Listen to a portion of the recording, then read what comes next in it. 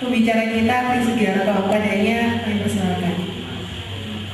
Ini dalam susunan panitia selaku si acara, saya juga mengisi acara. Saya terima kasih sekali kepada seluruh peserta. Masih banyak yang ikut dalam acara outbound yang pertama kali dilakukan di RT 02. Sebelumnya Karta dan Remaja belum pernah mengadakan acara yang kayak gini ya. Saya sangat bangga sekali dan juga seluruh panitia dan pembina sangat-sangat bangga sekali terhadap generasi muda yang mau ikut outbound. Di sini visi misi dari outboundnya adalah ingin mengembangkan karakter-karakter generasi muda menjadi yang lebih baik. Ya, tentang materi saya yaitu kecerdasan emosional. Dari sini siapa yang tahu sedikit saja apa sih kecerdasan emosional? Siapa? Sedikit saja yang bisa ngacung saya kasih reward nantinya. Gak apa-apa. Satu aja yang ngacung siapa? Apa itu kecerdasan emosional? Bila tahu Goleman ya. Kecerdasan intelektual IQ hanya menyumbangkan sekitar 20%. Sedangkan 80% yaitu emosional. Apa itu kecerdasan emosional? Yaitu kemampuan memotivasi diri sendiri, mengatasi frustasi, mengontrol desakan, mengatur suasana hati atau mood. Biasanya banyak remaja yang nggak mood biasanya. Terus berempati pada orang lain, serta kemampuan bekerja sama. Di sini sudah jelas ya bahwa Anda di sekolah tidak akan pernah diajari cara untuk mengontrol emosi. Yang ada adalah 1+1. Karena kenapa? Pendidikan di Indonesia masih mengandalkan intelektual. Berbeda di negara Amerika, Jepang, dan Eropa lainnya. Terus selanjutnya, di sini visi misi saya mengenai IQ atau kecerdasan emosional dan intelektual. Di sini nanti ada pembahasan mengenai di mana posisi kecerdasan IQ dan IQ nanti ada posisinya di otak kita. Dan misinya yaitu memahami dan melatih. Karena kenapa? Kita hanya kalau memahami tidak pernah melatih percuma. Di sini outbound saya memberikan materi itu untuk memahami. Nanti melatihnya waktu malam. Coba megang kepala ya. Apa yang Anda rasakan ketika memegang kepala? Apa yang Anda rasakan? Nah, semua tolong pegang ya. Saya belum pernah. Fungsinya pernah? Ya pasti pernah ada. Buat ngitung kok ya. Satu saja. Satu kali satu. Sebenarnya Anda bisa daripada kalkulator. Tapi kenapa Anda kok pakai kalkulator ya? Ya.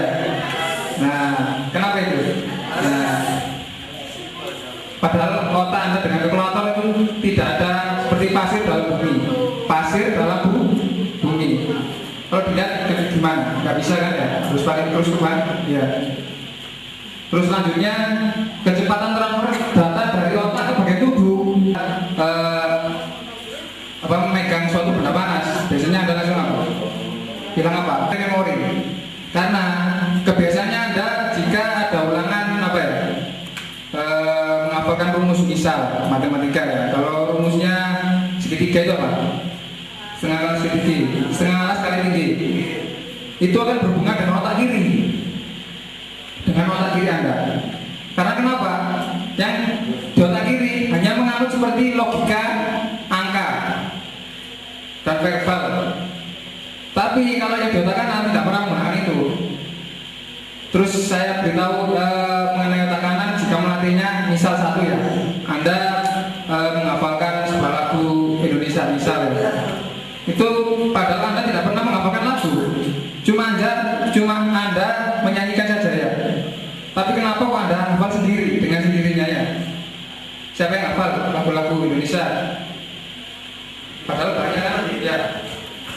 Tetapi kalau kalian disuruh menghafal Pancasila seumpama waktu SD, itu maksudnya sama teman-teman itu ya. Pancasila 1, Tuhan Indonesia 2, Persatuan Indonesia, bingung kan ya? Nah Yaitu bedanya di long term dan short term. Jadi ketika Anda menggunakan otak kiri matematika seperti menghafal suatu kode, biasanya seperti A, B, C, D, Anda pasti menghitungnya A, B, C, D. Tapi nyoba Anda pernah menghitung dari belakang Z, Y, X, dan selanjutnya. Apakah pernah Anda menghitung dari belakang? Tidak pernah ya? Jika Anda pernah melatih, otak kanan Anda main. Terus selain long term itu panjang memorinya. Jadi Anda kalau menggunakan otak kanan, insya Allah ingat terus. Seperti Anda sekarang kelas berapa? SMP, SMA ya?